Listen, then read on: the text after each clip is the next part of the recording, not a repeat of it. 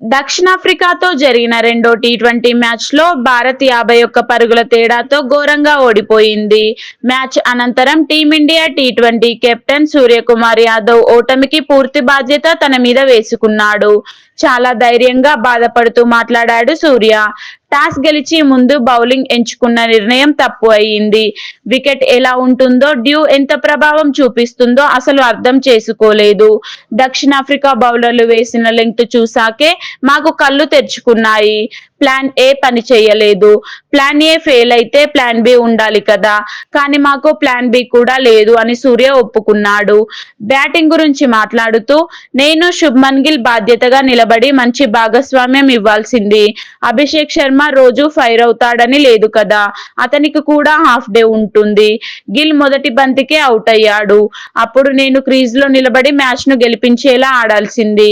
కానీ నేను కూడా 4 బంతుల్లోనే 5 రన్స్ చేసి అవుట్ అయిపోయాను. ఇది పూర్తిగా నా తప్పని బాధపడ్డాడు. అక్షర్ పటేల్ ను నంబర్ 4 కి పంపిన నిర్ణయం గురించి, గత మ్యాచ్ లోనూ ఇటీవల టెస్టుల్లోనూ అక్షర్ బాగా బ్యాటింగ్ చేశాడు కాబట్టి ఈ సాహసం చేశాం. దురదృష్టవశాత్తు అది వర్కౌట్ కాలేదు. కానీ అక్షర్ బాగానే ఆడాడని సూర్య చెప్పాడు. చివరగా సూర్య ధైర్యంగా ఇలా అన్నాడు, ఈ ఓటమి మాకు చాలా పెద్ద గుణపాఠం. దక్షిణాఫ్రికా బౌలర్లు ఎలాంటి లెంగ్త్ వేశారో చూసి చాలా నేర్చుకున్నాం.